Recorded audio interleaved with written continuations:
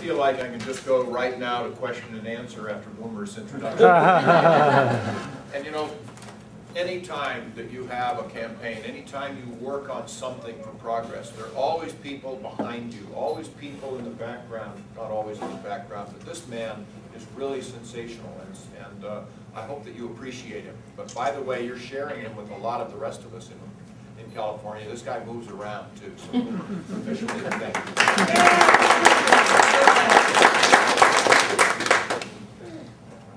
Our country is in trouble. I mean, our country really is in trouble. And if you're just aware of one fact, and that is that when the government spends $1 today, 43 cents of that dollar is borrowed. And just contemplate that. Now, honestly, my generation, although we're the ones that have done this, my generation's going to be fine. We have our investments, we have our place to live, we're going to be fine. But our children are in real trouble. And our grandchildren are bankrupt.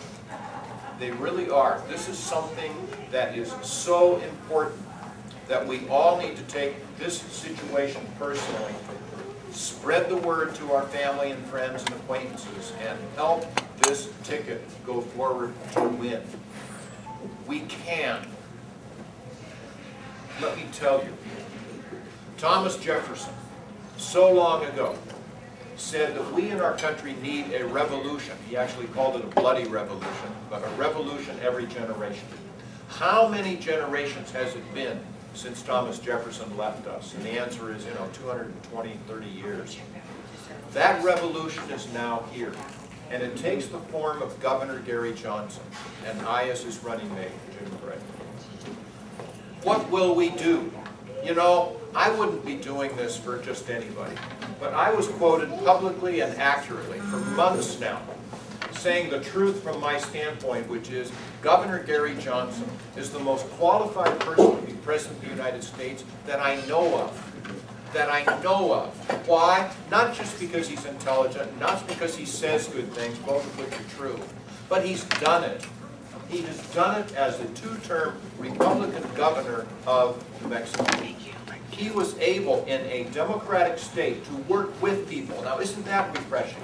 Today in Washington or Sacramento, with their bipolar politics between the Republicans and Democrats, they're polarized, they don't get along. You come up with a good program, good law as a Republican, and the Democrats don't want you to pass it because they don't want you to get credit, and vice versa. Gary Johnson could work with people. He, while he was in the governorship of New Mexico, you may know this, actually vetoed 750 excessive spending measures. Vetoed 750 in 8 years. And that calculates out to be more than all other 49 governors combined. Yeah.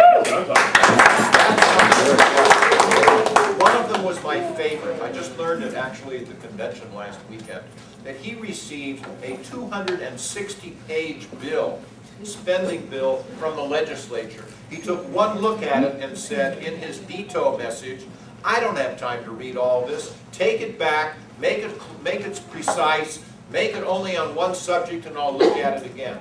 Isn't that refreshing? Governor,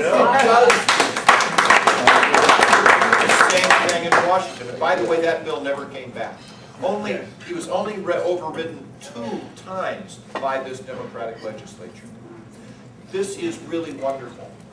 He, in campaigning, will actually say and use the words gay rights and gun rights in the same sentence. Nice. I mean, isn't that refreshing? And then, okay, so we have seen just this past week, headlines from the Obama administration. He comes out in favor of gay marriage.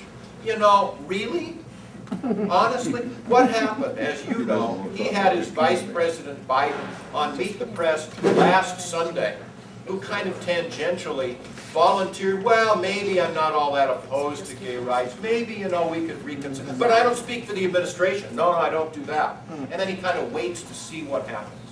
What kind of leadership is that? There wasn't any particular fur. So now, just the day before Obama comes to Burbank for a fundraiser with his Hollywood folks, He comes out in favor of so-called gay rights. If you look back 8 years ago, he was in favor of gay rights. You look back 6 years ago, he was adamantly opposed to it.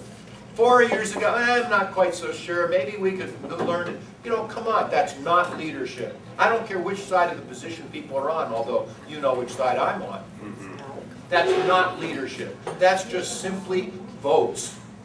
And I would tell anybody in the gay, lesbian, or otherwise community, don't trust him. Don't trust a word he says. He's out to get your, pandering to you to get your votes. Trust Governor Johnson, and we will have marriage equality in our country. I am proud to be with this man. I am proud to be his running mate. Let me tell you a story. Most of us, well, as Boomer said, 1992 I came out publicly in favor of a change of our nation's failed and hopeless drug policy. But in the year 2000, thereafter, pretty much all of us in the drug reform policy venue pretty much knew each other. You know, we know each other, we know positions, we run into each other all the time. And all of a sudden in the year 2000, we saw the headlines in the newspapers just like you do. New Mexico Governor Gary Johnson comes out in favor of drug legalization. Whoa, where did that come from? Certainly nobody that I know is pushing it. He had conducted an audit. He'd seen from his own experience, what we're doing isn't working, it's counterproductive, it's expensive in human terms as well as financial terms, let's change it. All on his own, just because that's what he saw. Hooray for that. Again, it's called leadership. So we went to Albuquerque. I met him the first time at a drug policy forum that he organized in Albuquerque. We got to know each other a bit, and then over the years we'd see each other on various other occasions. I was with him at Freedom Fest, which is in Las Vegas. It is a Libertarian Values Summit, basically. Big time deal. This was in July of 2010.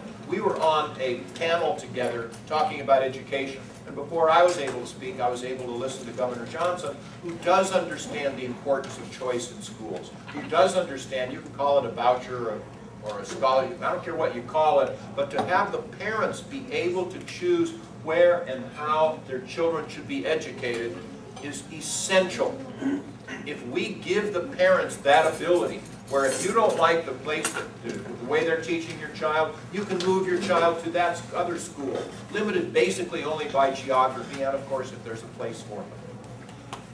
All of us are wearing clothes today, I think. You know, how did you choose your clothes? Did the government come and tell you what you should wear? No. It isn't the government money, it's your money. So you decide what to buy, how much to spend, all the rest of that. You get the clothes you want. With education, you can't do that because the money comes from the top. It comes from the government, federal government, a lot of it, to the state government, to the school districts, to the schools, to the administration. Eventually, it kind of literally trickles down to the teachers. But by that time, there isn't really much to have occur. Let's do it the other way. Let's have it come like every other consumer good from the bottom up, from the customer, spending his, her money for his or her children. Governor Johnson understands that. I tell people, and I mean it from my heart, you help us put this system in, we will have excellence back in our schools within 4 years.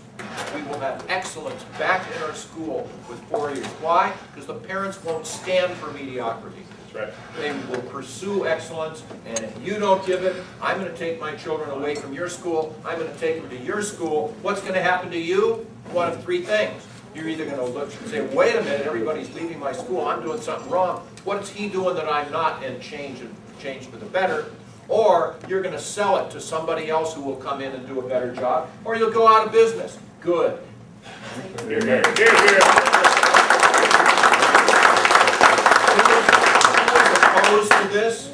People in government. Certainly the teachers' unions, but only the teachers that are not teaching well. The advanced teachers, the teachers that are teaching well, they're going to be well compensated. They're going to be involved in competition. And the better teachers will get really good salaries.